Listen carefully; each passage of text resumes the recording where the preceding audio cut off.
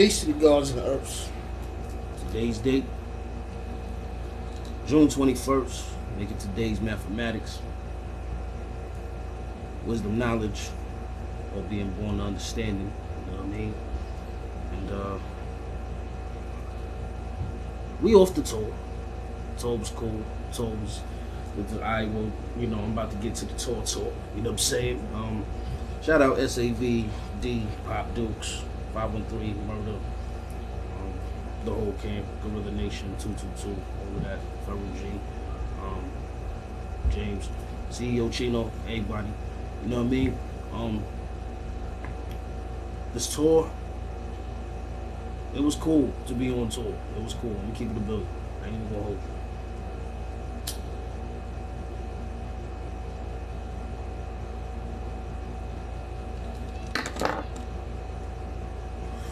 Met a lot of new people. Met people that know famous people. Shit like that.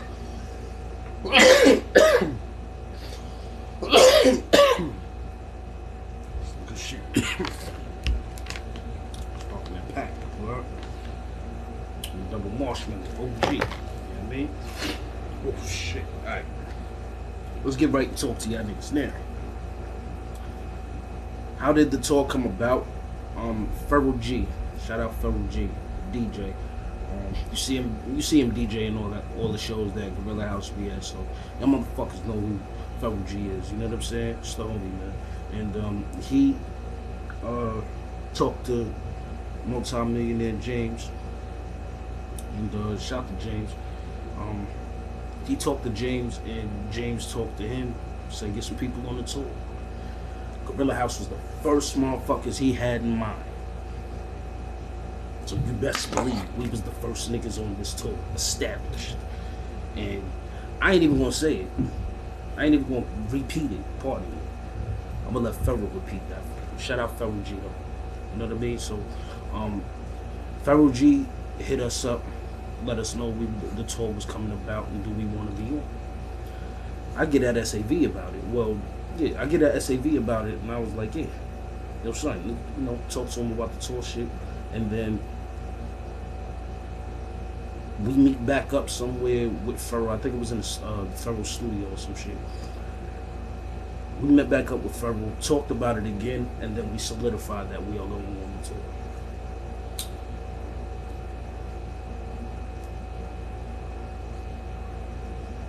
So I appreciate Ferro for having us at Bob. Word to bubble. Good start. He really thought about the gods. You know what I'm saying? Like, to put us on tour. Shout out to Ferro. Shout out to James for accepting us to be on tour. Shit. So, approaching the tour, we running around, and there was someone that was a part of the tour. I'm not gonna say no name, but there was someone that was a part of the tour that ended up getting injured and things of that nature. But it looked like her artist was still on the tour, so I believe that artists were still trying to make it to these shows, even though they was already established for the tour. So it was like they were still showing up to the shows, but she wasn't showing up to the show. So, you know what I mean? I think she got booted off the tour or whatever. Her artist still came to the show because I remember, I'm gonna get to day one in a minute, because I remember day one, like one of her artists showed up when the show was done and shit. So he was like, yo, homie, this shit done. They upstairs performing the last artist. They just packed the shit the fuck up.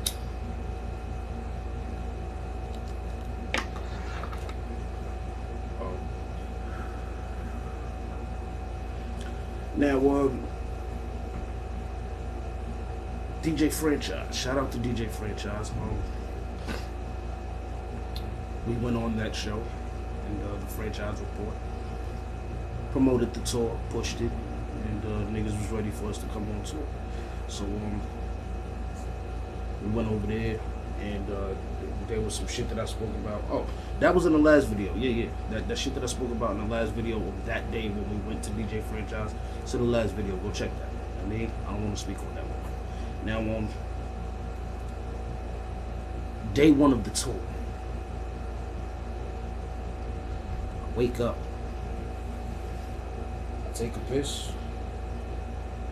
Brush my teeth. Light up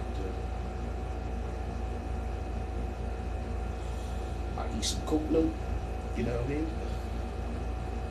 And then I beat up some coconut. And then I get a call. Yo, fuck it. I need you to come pick me up. Come to pick me up. Germington's in the car. Shout out Big Germ. I rode with Big Germ and Chino, the Ferrell G. Ferrell come pick me up. And we on the way. First stop is New Hampshire. So we had to get a hotel. We checked into the hotel when we first got there. And then after we checked into the hotel, like we did a little bit of bullshit driving around, sightseeing and all of that. And then we went to the show. We get to the show. Boy, fucking VFW.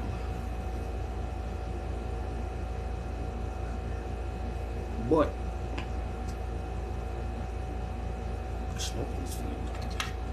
couldn't smoke in the VFW. I was kind of like heated about that, but then I was like, yeah, it's VFW. They ain't having that shit. Probably some kids being around this motherfucker. So I was like, all right, whatever. We outside, we burning. You know what I'm saying? Go upstairs, get some drinks, and then we enjoying the show. The placements of where motherfuckers was performing, like who's going third, fourth, last, and all that shit. That shit was all over the place. I ain't like that. It was unorganized. Me and a lot of artists performed in front of basically like 6 or 7 people when it was our turn to go up. Right? My nigga, we get on stage and perform.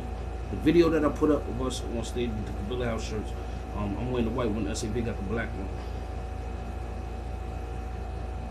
Yes, y'all see me holding, y'all see me holding the spliff in my hand, but we was not smoking it. And, we was really getting in trouble because, like, the owner of the place kept smelling weed or whatever the fuck, and the niggas kept getting pressed for time. So we had to speed up the process. And niggas was only allowed to do 3, 4 songs on the tour. So we just kept going and making it happen. And then after we was done performing, went back to the hotel. BSO came to the hotel with us. We was chilling. We was rocking. It was me, SAV, Chino, Ferrell, Swerve, Bars, and Bo. That's what it was.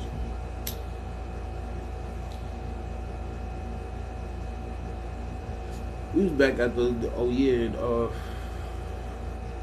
also at the show. Something happened. Me and SAV was downstairs, we was burning trees and shit. Something happened to where, a little problem got conspired with these with little homies that was performing at that show that night. And I didn't even know they was on the tour, but like they didn't make it to all the shows, but the shows that we were at, they were there. So, you know what I'm saying? Something happened with Chino and the homies that was performing. They had a little bit of friction with Chino. You know what I mean? Because it was, like I said, niggas was pressed for time. So when niggas is pressed for time, you gotta speed through that motherfucker and keep the show going and keep it rolling. Chino was on that type of vibe. Lil Thuns thought Chino was trying to violate. Now, like I said, I was downstairs. This is just from what I heard. I don't know. But from what I heard, Chino was letting youngers know, we pressed for time, so y'all gotta get the ball rolling, figure out who going first, because it was like a squadron of Lil Thuns. And I knew they was gonna pull up and perform like mad songs.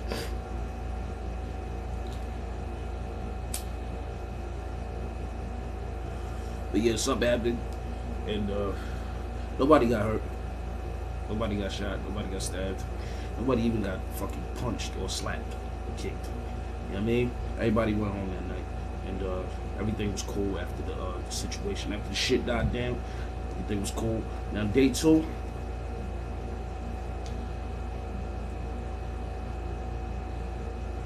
wake up. Uh, you wake up, shoot, shower, shave,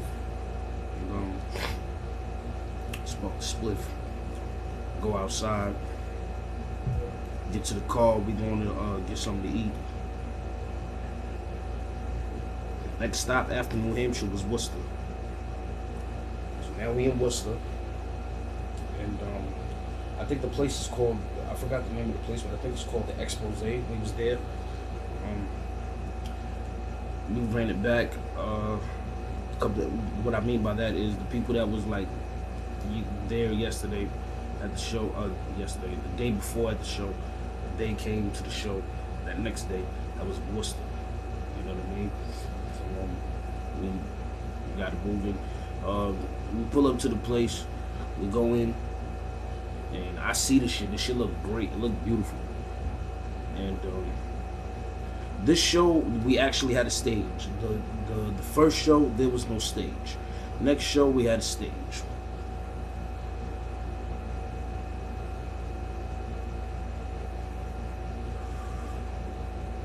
We get in the spot, viewing everything, checking with Ferrell, see what songs we gonna do. And after we check in with Ferrell, I go get something to eat. Right around the corner was Jersey Mike's. Everybody that was performing there was in Jersey Mike's. We had a blast in Jersey Mike's, and then we went back to the venue. The venue was fucking filled with people. So I'm like, oh shit, it was about to be lit in this motherfucker. Now, it wasn't filled with that much people, but it was filled to the point where it was a nice crowd. You feel me? He was performing in front of a nice crowd, a nice amount of crowd of people. It was time to do the show, and when we did the show, bro, shit was amazing. Instagrams, all of that shit. Everybody followed the IG and all of that. We met a lot of people that night, and that second show went a lot better than the show in New Hampshire. A whole lot. Alright. We stepped on stage, we did the music, there was no rushing, there was no, everything was just flowing naturally. Nigga, we got the job done. You know what I mean? It was successful, and then that same day, while we were on, you know, we got another show. Shout out your boy Loco. We had another show with your boy Loco, and we were supposed to do that show last month, May 17th, May 16th, something like that. It got pushed back to the 14th of this month. I hit him up, and I let him know. I was like, yo, son, I'm still sending the music and all of that, but homie, we on tour, so we might not make it. Please keep in mind, we might not make it. So I'm gonna be a billion with you right now and let you know I still sent the music, but I'll be on the way. I hit up SAV. I said, hey, yo, son, you still going to do the show with me, or is I'm doing this by myself? He said, which one? Fucking my face. Which one? I said, the one the outside in Fall River. The boy Loco shit. You pulling up. He was like, alright, fuck it, I ain't doing shit anyway. Literally just got home. And now I gotta go the fuck back out.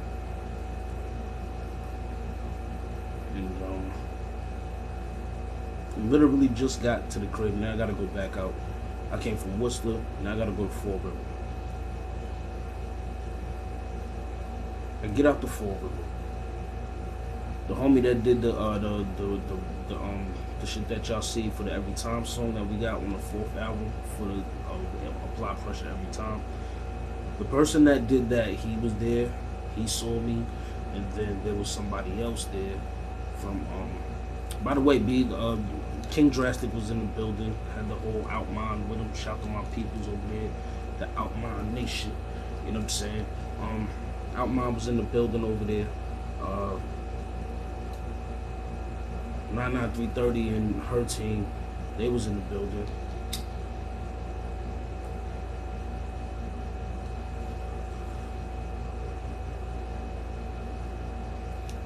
There was a lot of people in the building that day. But yeah, we get on stage and it's not sounding good. We got 2 mics, but one mic's working perfect and the other mic's fucking up. We trying to get the mics right. We taking too long. So I'm just like, yo, fuck it. We just gonna have to switch mics and keep it going and keep the rhythm and all of that. So we continued to perform. Nigga, the first song that we did, I was trying to spit my verse through that other mic. We did Gritty and we did Dedication Elevation. I'm like, yo, these two motherfuckers, this fucking mic that I got, terrible. The other mic, cool. But this motherfucking mic right here, it really, really, really is irking my motherfucking nerve.